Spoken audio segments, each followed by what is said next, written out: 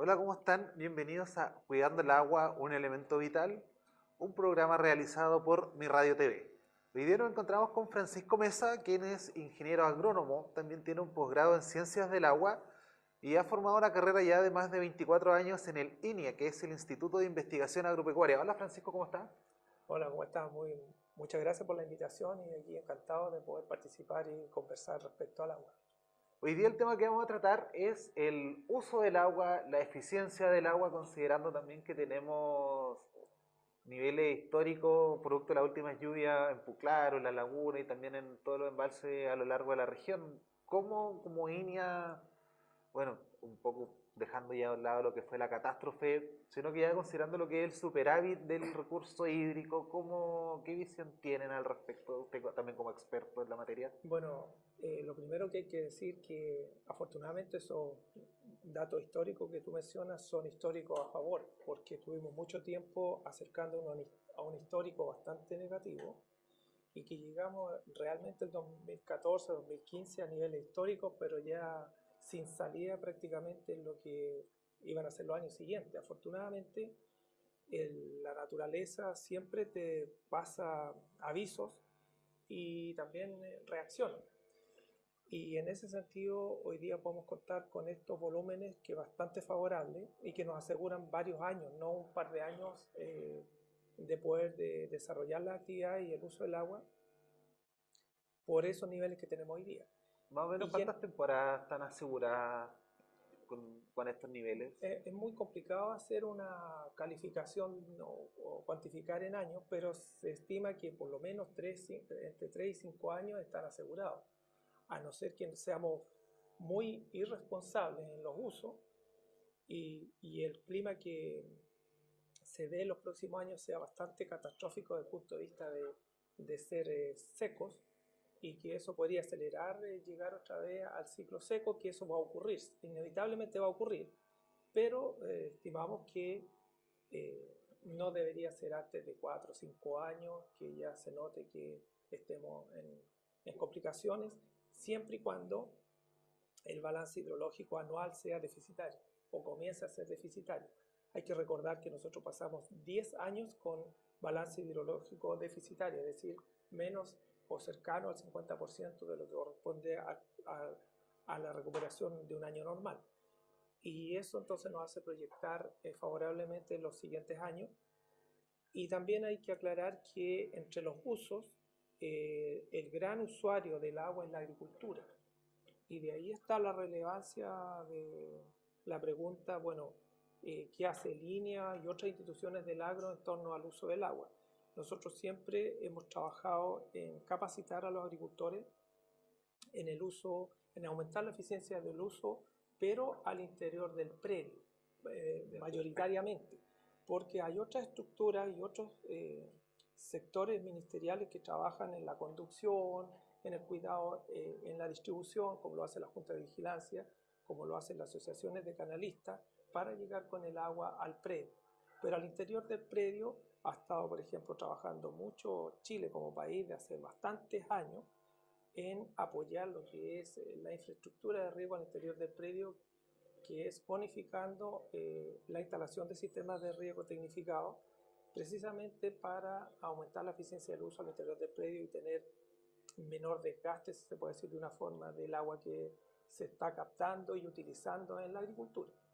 O sea, como para aclarar un poco la idea, de los embalses, el agua se canaliza a los predios.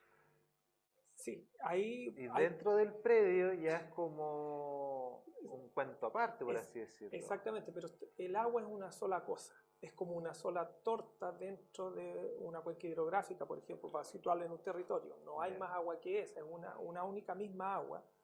Y lo que ocurre es el famoso ciclo hidrológico que parte mucho más allá de los embalses, parte cuando el nivel de pluviometría de esa cuenca ocurre en un año y que generalmente el que regula ese circuito de agua, que se llama ciclo hidrológico en un territorio, es, en el caso nuestro, la nieve. Es el que impacta el ciclo hidrológico. Esa nieve se acumula ahí durante el invierno, el periodo frío, se va a derretir en primavera, verano, va a suministrar los ríos los ríos van a suministrar el embalse y el embalse va a devolver la mano en el tiempo de estiaje o verano, incluso otoño, hacia el sector donde debe drenar el agua en forma natural.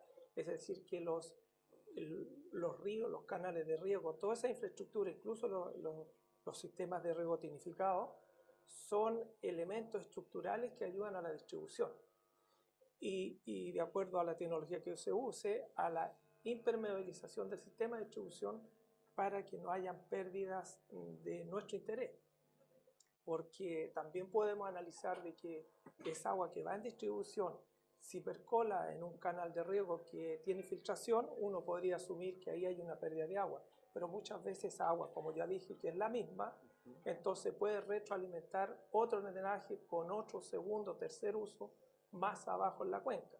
Entonces hay que tener en cuenta y cuidado en lo que se dice, de tal forma que la eficiencia del uso tiene que ver cómo se usa en un territorio y cuánto sale definitivamente al final al mar. Ahí podríamos estar hablando de pérdida porque no está para nuestro interés. Pero si uno se mete al mar y ve que el agua que llega al mar lleva los nutrientes para los peces y todo lo que a nosotros nos gusta disfrutar de los productos del mar, también entonces va a empezar a sacar una alícuota de esa agua que es necesario que llegue al mar. O sea, no todo el agua que llega al mar, el agua dulce, entendiéndolo, agua dulce. No todo el agua que llega al mar es pérdida, sino que también es parte del ciclo. No, es pérdida desde el punto de vista de un agricultor que quiere que el agua llegue a la zona de raíz. Entonces, por eso hago la aclaración.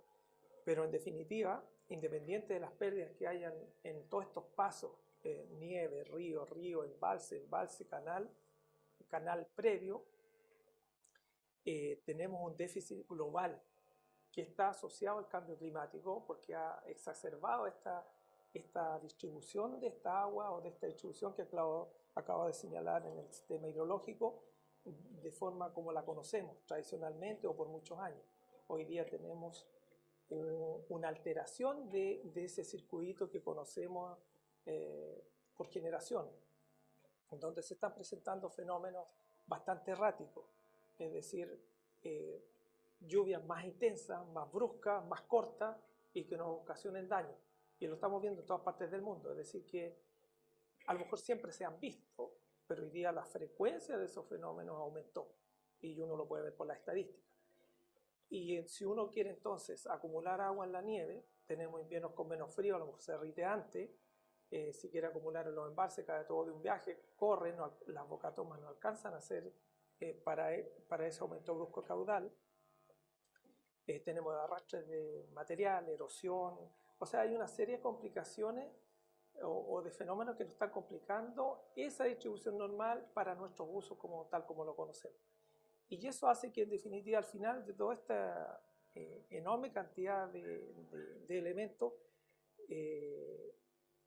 tengamos la sensación, y así es, de que tenemos menos agua. Y es por eso que tenemos que aumentar los niveles de cuidado en varios usos. En la agricultura sobre el 70%, acercándose al 80%, pero también los otros usos como la minería, la industria y la parte urbana.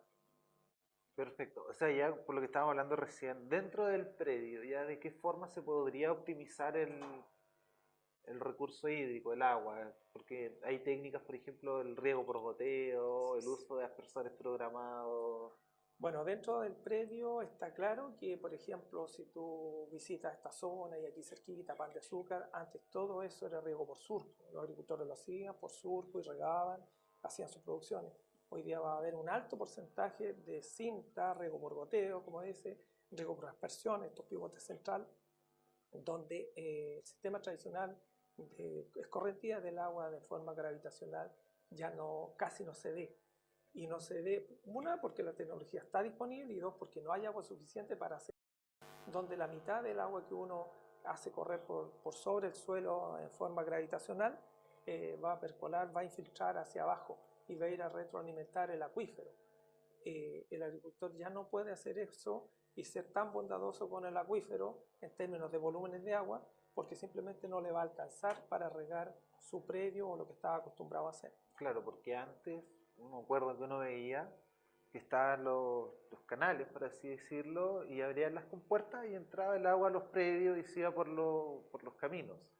O sea, ya esa técnica ya O no sea, se no hay dan agua desuso. suficiente, no hay agua suficiente para que ocurra eso. O sea, por la Porque misma tú puedes, escasez del recurso, el agricultor ha ido cambiando la técnica. absolutamente, no puede hacer otra cosa, ya no alcanza. Ya tiene un predio, empezó a regar un tercio menos y se fue disminuyendo hasta llegar casi a un cuarto en 2015, en varios lugares.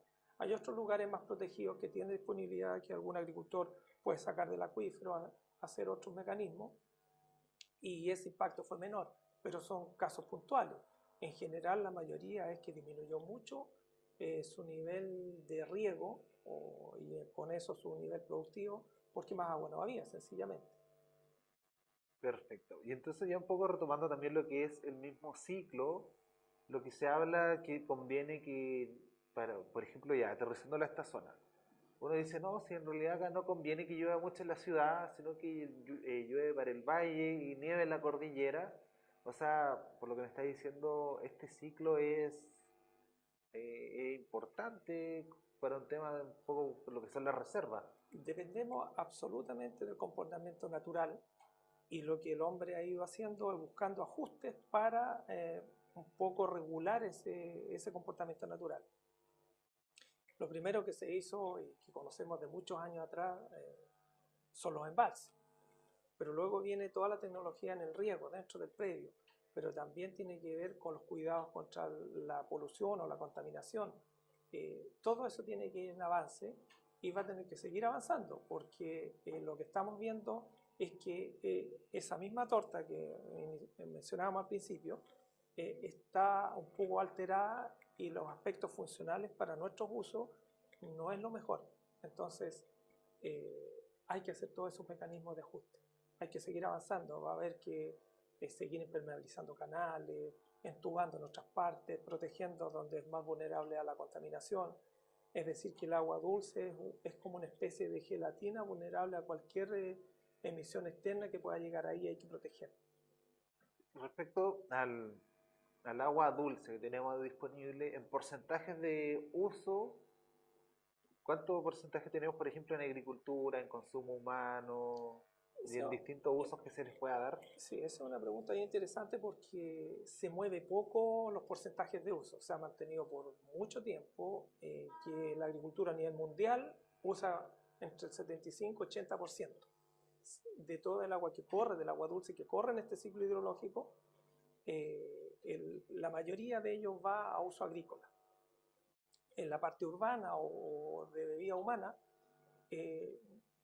fluctúa en torno al 10%, puede ser 6, 8, 10, 12, dependiendo de la zona. Y la industria, que es minería e industria propiamente tal, también fluctúa en torno al 10%. En alguna zona norte de Chile puede aumentar eso, ¿cierto? Acercarse al 20%, pero también depende de la zona.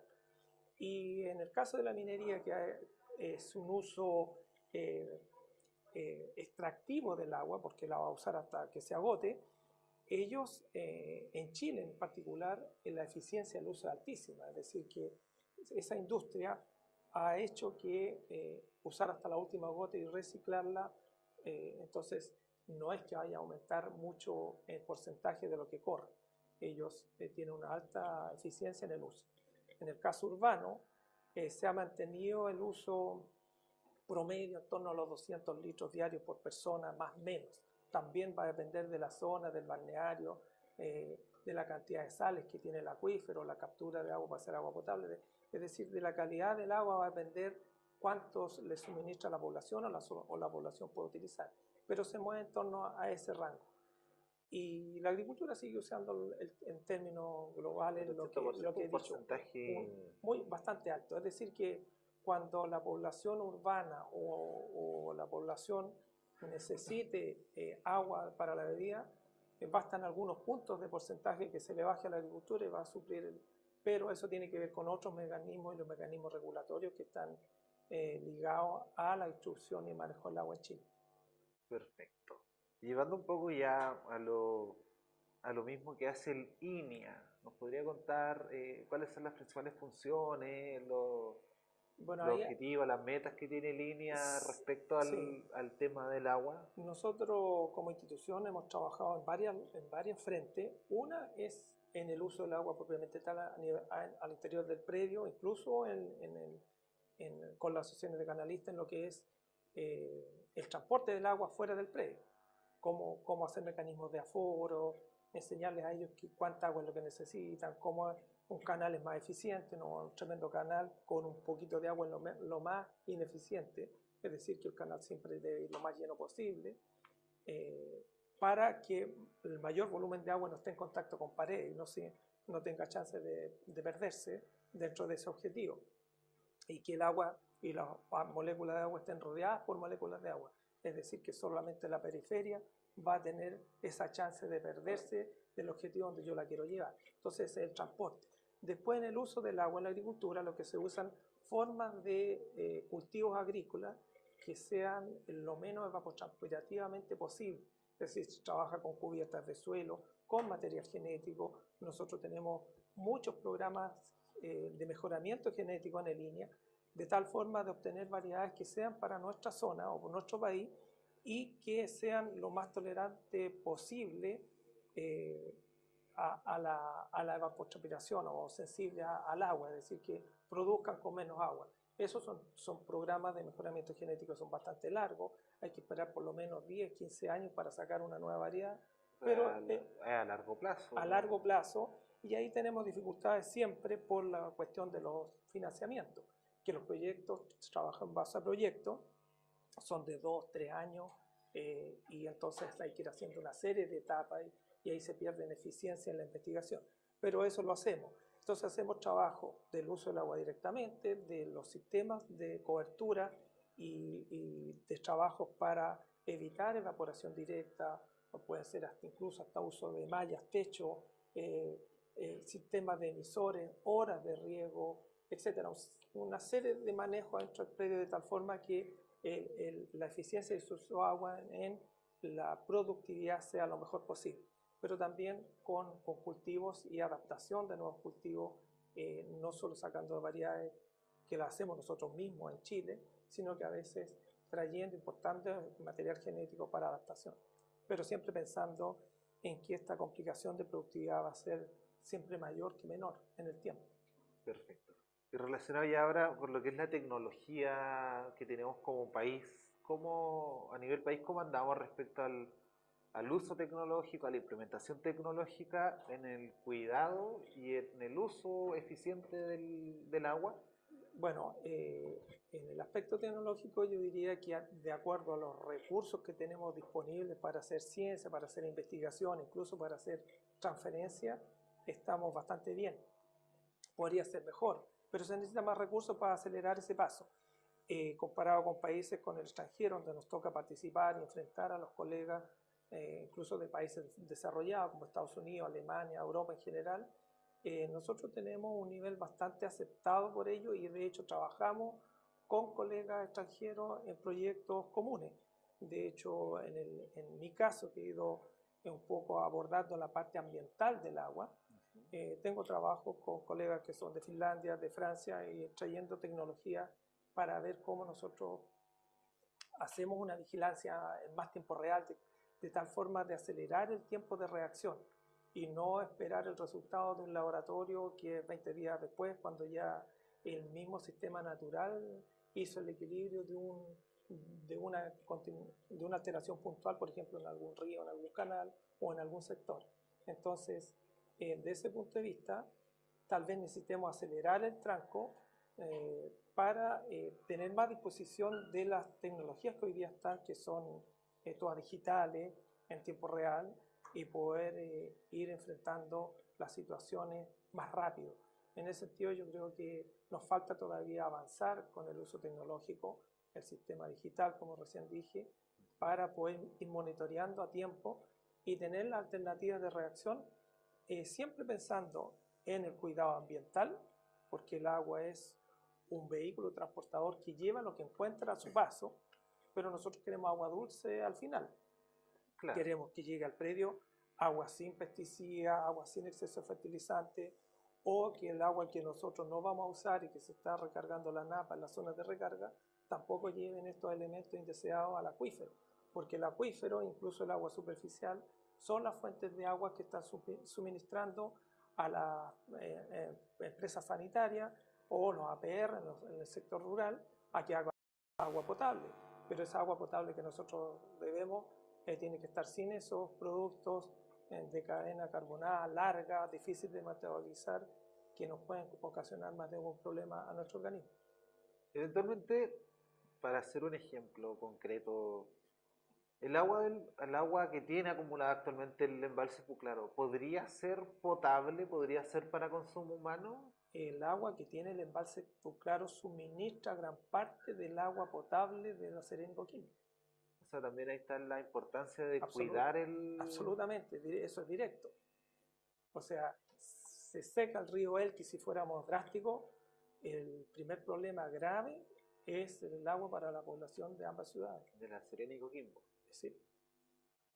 Y otra pregunta que también tenía que ver respecto no, ya conversamos lo que fue la tecnología, sino que Chile exporta tecnología respecto al agua.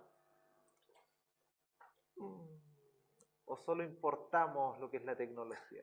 Yo creo que hay un poco de los dos. La tecnología es conocimiento también, o el conocimiento es un tipo de tecnología, y Chile, por estar en la condición que está, sobre todo el centro norte, y en los últimos años vimos que la sequía llegó a Maya, de Chiloé, ese conocimiento que hemos estado obligados a desarrollar también ha servido para ir a apoyar otras zonas que están recién sufriendo los mismos síntomas. Países que han tenido normalmente mucho más agua que nosotros, pero también están enfrentando el cambio climático. Bueno, ahí se hacen, para eso son los congresos internacionales, los foros mundiales del agua, y para ir viendo toda esta problemática. Y generalmente los científicos, los investigadores chilenos están acudiendo a todos esos eventos, y entonces exportamos también bastante más conocimiento que tecnología física concreta, aunque en más de algún caso sí se está exportando alguna tecnología puntual que en este momento no recuerdo así como ponerlo de ejemplo, pero si lo buscamos sí va a aparecer. Perfecto. Ahora bien, nosotros tenemos más de 4.000 o 6.000 kilómetros de costa, de mar, lo que implica la misma cantidad en metros de agua. ¿Cuál es la visión que tiene usted respecto a la desalinización? Aparte del largo en metros, el frente y el volumen de agua del Océano Pacífico es enorme. Si le ponemos claro, considerando la limitación que de las 200 millas marítimas, un gran mar es mucho. O sea, versus el río Elqui, que acá claro, el que nos provee, que dentro de todo igual es acotado. Sí, ¿cuál es la visión que tiene usted respecto a la desalinización y al uso de esa agua? Lo primero, el primer corolario de eso es que puede servir como ejemplo muy didáctico para entender de que esa agua de mar que está ahí, que es un volumen inmenso, tremendo de grande, es como que si no existiera. ¿Por qué? Porque tiene sales, tiene una serie de compuestos que no permite que sea un agua dulce o de buena calidad.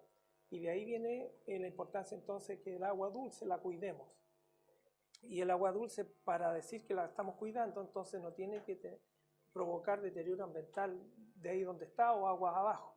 Y hay una serie de indicadores que podemos seguir para determinar que un cuerpo de agua dulce no está alterado. El contenido de oxígeno disuelto, los niveles de demanda de oxígeno, por ejemplo, u otros componentes que uno puede medir como inorgánico, orgánico, metales, no sé, compuestos nitrogenados. Hay una serie de parámetros que uno puede medir en un cuerpo de agua para determinar que está en equilibrio natural y es agua dulce. Pero yendo a la pregunta concreta del mar, nosotros tenemos que transformar esa agua de mar en agua dulce, y para eso tenemos que hacer un trabajo. Ese trabajo requiere mucha energía, más que el costo, y que no tenemos la suficiente energía para hacerlo. Es decir, es caro, claro, es caro generar ese trabajo con una fuerza enorme para hacer pasar el agua por una membrana de orificios tan pequeños que no me dejen pasar las sales disueltas. Las sales disueltas pasan porque están disueltas, pero si yo genero una tremenda presión, las podría entonces en forma vulgar, colar, hacer Ya. que no pase. Pero esa energía es enorme también y no la tenemos. Si nosotros hacemos una fábrica para la cuarta región y echamos a andar esta fábrica para hacer ese proceso, vamos a quedar a oscuras. Y ese es el problema. Y enseguida de eso viene el costo. Pero ya los costos se han ido reduciendo de tal forma de que a cierto uso de esa agua uno podría soportar entonces el costo financiero que significa transformar un agua de mar en agua dulce. Pero, insisto, tenemos problemas energéticos entre medio. O sea, se podría hacer, pero los costos son, tanto en energía como en dinero, son muy altos. Los costos son altos, pero soportables ya para algunos usos, por ejemplo, hotelería, qué sé yo, algo que rente más, lo permite. Por ejemplo, Pero, la minería que opte por uso de exacto, agua de mar para sí, sus procesos de y hecho no lo está usar el agua haciendo. dulce. De hecho se hace así y cada vez se irá haciendo más. Lo que digo es que más que el costo, que puede ser $1 o medio dólar el metro cúbico de agua de mar generando agua dulce, es un tema energético el que tenemos para poder hacer ese proceso. Es como un embotellamiento de carretera o problemas de densidad de vehículos en la conurbación. O sea, el agua quedaría ahí estancada, por así decirlo, No hay que en quedar términos coloquiales. Si nosotros direccionamos la energía que tenemos a ese proceso, se nos quedan, por ejemplo, industrias colgadas o hospitales o la misma población, O sea, hoy por hoy no sería posible hacer eso, por una cuestión energética. por un tema Y energético. bueno, y obviamente que está asociado a la decisión y toda la infraestructura. No tenemos esa mega fábrica en planta. Y haciendo un No poco de está, ficción, no está construida. haciendo un poco de ficción, que nos veamos en la necesidad de, o en la obligación, la población de usar esa agua, más o menos cuánto se demorarían, por ejemplo, las políticas públicas, la infraestructura, la construcción y la puesta en marcha para que podamos usar el Agua de mar, agua de mar en el consumo humano si y se en toma la todos los decisión procesos. de hacer una gran desalinizadora o desaladora, los dos términos sirven, estamos hablando de un mínimo de 5 años y lo normal en torno a 8 o 10 años. Porque hay muchas ciudades en el mundo que lo han hecho. La desaladora más grande que yo conozco personalmente está en Barcelona y que es para varios 3.000, 4.000 metros cúbicos o litros por segundo. Y se demoró ese tiempo, 7 años en construir. Y ellos la construyeron cuando estaban en una disponibilidad de 13% de agua, en una sequía bien fuerte que tuvieron hasta el 2007, 2008. Y luego de eso, el 2009, estuvo esa planta para funcionar. Y de ahí han tomado un régimen húmedo que hasta el día de hoy no la han podido usar. O sea, tienen un sobrestock de agua. Tienen un sobrestock de equipamiento para producir agua. Ah, perfecto. Entonces lo que hacen, usan el 10% de la infraestructura instalada para no deteriorar el sistema, y lo van rotando, y con esa agua que es muy pura, por el sistema de tener un gran uso de energía para purificar esa agua de mar, ellos la están inyectando a segundo nivel del acuífero para evitar la contaminación de las napas que están cercanas a la costa, que eso se llama intrusión marina, y que una vez que esa intrusión marina ocurre, el acuífero prácticamente muere, no hay posibilidad de recuperarlo, es muy difícil. Entonces también hay que defender eso. ¿Ya en Chile tenemos algunas ciudades que usen plantas desaladoras?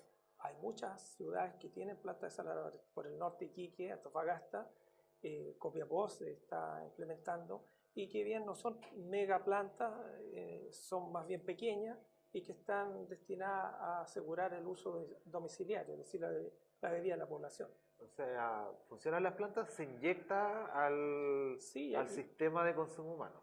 exactamente, y incluso existe a nivel doméstico, o sea, pequeñitas plantas domiciliarias o de casa que funcionan. El tema está en que si yo voy a ocupar energía eléctrica para hacerla funcionar, bueno, me va a subir la cuenta de la luz. Y es por eso que no es tan masivo o hay que usarlas cuando realmente el sistema no tenemos otra opción. O sea, una cosa por otra, Así es. Francisco. Ahora bien, ya pasando a lo que es otra patita de esta entrevista, queríamos ver el tema volviendo al tema de los predios, que me quedó dando vuelta me llamó la atención un poco. ¿El tipo de cultivo también influye en el uso del agua, por ejemplo, como lo hacían antiguamente los incas que tenían el sistema de terraza versus el campo abierto? Claro, eso es una cuestión agronómica, es decir, cuando ellos hacían terrazas, lo que estaban haciendo es conservar tierra y tierra de buena calidad para las zonas de raíces de los cultivos. Cuando uno tiene una buena cama de raíces o tiene suelo, entonces uno riega y el agua queda guardada en una buena cama de raíces o un buen suelo, que al final es como tener una buena taza o un buen vaso. Si eso no ocurre, entonces el agua va a drenar y se va a perder de mi objetivo. Y ellos lo que hacían era eso para no perder suelo, principalmente. Y que está asociado al drenaje natural del agua. El agua va a ir siempre con pendiente abajo, va a drenar en forma natural por la fuerza de gravedad. Entonces, lo que ellos hacían es mantener ahí un sistema que disminuía esa fuerza y poder tenerlo húmedo, que no perder suelo, poder guardar el agua. Entonces, hoy día nosotros, ¿cómo estamos supliendo esa falencia que tuvimos en los años que se llamó la Revolución Verde, de los años 60, 70 hacia acá?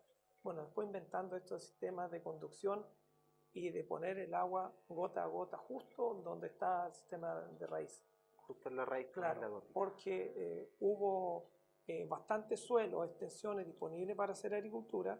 Entonces el hombre llegó, sembró, aró, movió el suelo, hizo surco y distribuyó el agua como creía que tenía que ser, sin manejar ese sistema ancestral. Y claro, al principio había suficiente suelo, se producía bastante, pero con el tiempo se fue produciendo un fenómeno que se llama erosión de suelo, que no es otra cosa que el arrastre de la partícula de suelo que está ahí a otro lugar o hacia abajo.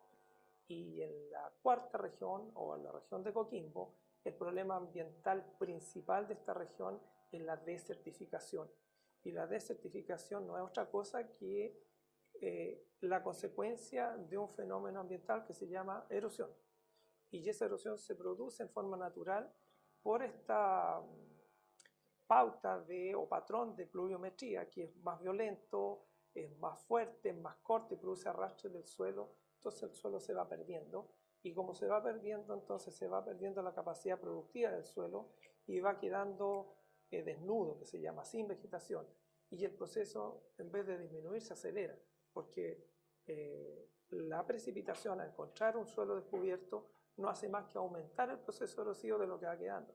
Es decir, es un ciclo sin vuelta, y bueno, eso es lo que tenemos en nuestra región. ¿Y este proceso es cíclico o eventualmente esto podría, no vamos a decir revertirse, pero sí como comenzar de nuevo y tener suelos frondosos, suelos fértiles? ¿O vamos camino lamentablemente, hacia un desierto? el conocimiento que el hombre tiene es que ese proceso es irreversible y camino a un problema mayor, pero que está en era geológica, que demora, no sé, 500, 1000, 1500 años, mucho tiempo. Es un periodo largo de tiempo. Es un periodo largo de tiempo y un proceso lento. Y lo que el hombre se supone que es inteligente, lo que hace es sacar traba a ese proceso de deterioro o benéfico para nosotros, y sacando elementos, herramientas, tecnología que ralenticen un poco ese deterioro. Es decir, que nosotros tenemos que hacer una serie de mecanismos, sobre todo en esta región, para frenar el avance del desierto. ¿Y se puede frenar? Bueno, nosotros pensamos que lo podemos frenar. Ahora, en cuánto freno ponemos va a depender de la escala de tiempo que hagamos el análisis. Porque si lo ponemos en pocos años va a ser grandioso para nosotros, pero si lo medimos en la era geológica que estaba hablando, va a ser nada, un granito de arena. Pero más vale un granito de arena que nada. Claro, si uno dice, no, tenemos un plazo de 200 años Claro, el ciudadano común va a decir, no, pero que es mucho tiempo. En pero cambio, si lo aterrizamos pero es, a una era geológica, pero, 200 años es como un tercio, por así claro, pero decirlo. no vamos a dar vuelta atrás, muy difícil. Y ahí vienen los cambios geológicos de la era de la Tierra, ya nos vamos a otra dimensión que pueden frenar esto de un paraguaso, pero a otra cosa que nosotros no alcanzamos a controlar ni a dimensionar. Pero igual en dimensiones cósmicas. Claro, entonces estamos aquí ahora y en ese tiempo nosotros estamos actuando con el conocimiento que hemos logrado desarrollar y la tecnología también, que nos sirve. ¿Y este proceso de desertificación es a nivel planetario Sí. o es a nivel planetario? Es a nivel planetario porque el hombre se ha encargado de acelerar o exacerbar ese proceso por una cuestión que se llama calentamiento global y que ese calentamiento global trae como consecuencia el cambio climático como manifestación. Y ese calentamiento global está dado por un exceso de CO2 en la atmósfera. Que también es decir, consecuencia del efecto invernadero. no, el efecto invernadero es el exceso de CO2 en la atmósfera y otros gases de efecto invernadero, pero principalmente el CO2. ¿Y quién generó ese CO2? Es el hombre en su actividad antrópica, es decir, la combustión de cualquier tipo de combustión. Toda combustión es lo mismo, va a generar CO2. Y eso es lo que hay que frenar un poco y es por eso que se están usando cada vez más las energías renovables o alternativas que no tienen emisiones de gases de efecto invernadero o tienen mucho menos. La electricidad, por ejemplo, el uso de la energía eólica, la solar, todas esas energías tienen bastante menos emisión de CO2. El CO2 que nosotros nos enseñaron en la escuela, en la universidad, era 300 partes por millón o en porcentaje 0,03%. Pero hoy día estamos en 405 partes por millón a nivel global en el planeta. Es decir, que los únicos que tienen capacidad de tomar ese CO2 de la atmósfera son los vegetales. Pero por otro lado hay menos vegetales. Los grandes bosques han sido talados por el mismo ser humano. Es decir, que hay toda una alteración. Una cadena, un efecto dominó que nos lleva Así es. a eso. Sí. Entonces necesitamos que la gente aprenda más, se capacite, tenga más conciencia, tenga más valoración por la cuestión ambiental, porque todo eso nos ayuda a poner este freno que decíamos en esta era geológica para ralentizar eso. Si no, nuestros descendientes van a sufrir mucho más que nosotros toda esta cuestión que estamos viendo. O sea, ahí también la importancia de educar no solamente a los más chicos, sino que a nosotros también respecto al uso, al cuidado del agua y también metiendo esta patita de la emisión también de los gases. Sobre todo a nosotros que somos los adultos, los mayores, son los que toman las decisiones, son los que asumen las políticas públicas, los que ejecutan, los que aplican. Entonces, porque los niños, ellos, sin darnos cuenta, están aprendiendo bastante más que nosotros mismos, más rápido. Es así. Claro, es así. Y un poco ya entrando a través de lo que es el uso y la eficiencia a nivel doméstico. Uno como ser humano, ¿de qué manera puede contribuir a frenar la desertización? Bueno, ahí hay dos aspectos que hay que ver. En el caso del uso doméstico que nos sobrepasa el 10% o el 12% o de esa magnitud a nivel urbano o domiciliario de la población, esa demanda es inelástica, es decir, que siempre va a ser la misma y va a ir en aumento. Imposible que sea menor, a no ser que la población disminuya por otra razón. Pero eso va a ser así y quiero resaltar eso con respecto a un año seco. Uno no le puede decir a las personas estamos en sequía, consuman un vaso menos de agua diario. Es decir, que eso lo va a necesitar sí o sí. Y por lo tanto, el sistema de distribución de agua para la sanitaria o las empresas que hacen agua potable es bastante complejo desde el punto de vista que no pueden disminuir la cantidad de bruta de agua que tienen que tomar. Y cuando estamos en sequía, todas las concesiones de agua y los derechos de agua están en un porcentaje respecto al caudal normal del río o la fuente que suministra. Y cuando estamos en sequía, ese patrón disminuye, por lo tanto disminuye también el valor del suministro. Por eso se llaman acciones de agua. Y ahí entramos en una complicación mayor. Pero por otro lado, en Chile, el usuario que abre su llave o su caño en su casa o donde sea, basta con que no le salga agua y hace una denuncia y se hace un juicio y el juicio va a favorecer al usuario. Es decir, que en la población urbana o la población humana no tenemos mucho incentivo para ahorrar agua, diciéndolo directamente.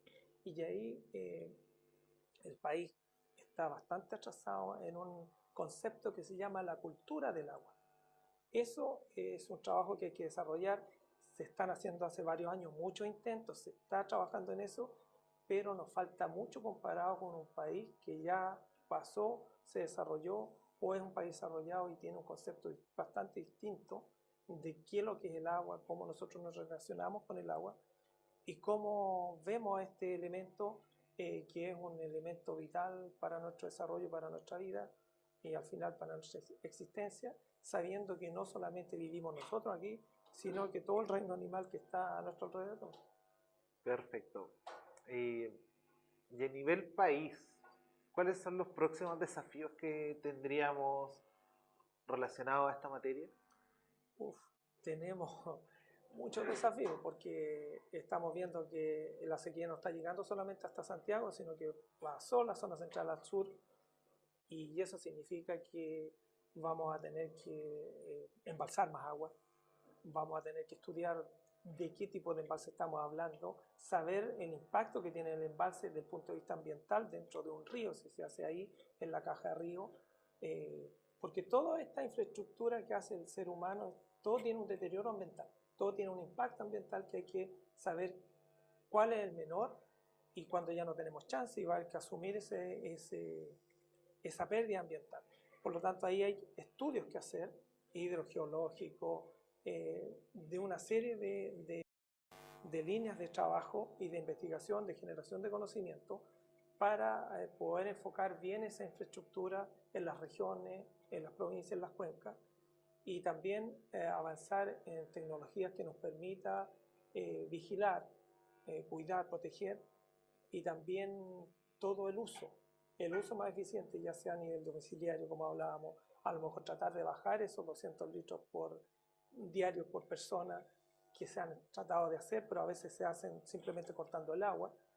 Hay mecanismos, hay tecnología que se puede usar y principalmente culturizando a la gente, es decir, que todos nosotros hablamos del cuidado de agua, pero si yo estoy con mi auto en mi casa y lo veo sucio, igual voy a usar la manguera, es decir, que cuesta mucho convencer a la gente de que tenemos que hacer algo. Y que es un problema real. Es un problema cultural y es real. Y bueno, y hay que ir avanzando con elementos y con conocimiento. Es decir, que yo diría que como país, como Chile, en la situación en que hemos vivido los últimos 20 años, a lo que estamos expuestos, tenemos grandes desafíos. Es decir, hay que seguir trabajando en la eficiencia del uso en esos 3 o 4 tipos de usuarios. La agricultura, obviamente, que es la principal, pero también uso domiciliario, también la industria y la minería, y toda la tecnología que hay que incluir en el transporte y uso, y considerando lo que es la vigilancia, y también todo el levantamiento de indicadores ambientales que nos ayuden a decir, sí, aquí hay un esfuerzo, este sistema río está en equilibrio natural, se está cuidando, y no tener los cauces de agua como el camión de la basura, por ejemplo, o un bigotadero, y saber que lo que yo tiro aguas arriba me va a repercutir agua abajo. Y ahí hay una serie de elementos. En la agricultura tenemos mucho que avanzar en el sistema de manejo y control de uso de pesticidas, por ejemplo, y fertilizantes. Todos los agroquímicos, todo lo que nos absorbe la planta está ahí localmente, va a correr, se lo va a llevar el agua a otro lugar y probablemente al acuífero, donde generamos bastante agua potable de acuífero también, y que después nos va a llegar envasada a nuestro propio hogar. Entonces hay todo un sistema que hay que entender, es mucho lo que hay que estudiar y ver y seguir investigando. Perfecto. Francisco, le quería agradecer por haber venido a Cuidando el Agua, un elemento vital, un programa que estamos haciendo acá en Mi Radio TV. Fue Francisco Mesa, de Línea, ingeniero agrónomo. Muchas gracias, Francisco. Muchas gracias a ustedes. Bueno, y después está seguir discutiendo y esperando que a lo mejor no vayan a ser tan complejos los tópicos. Sí, sí, muy interesante. Muchas gracias.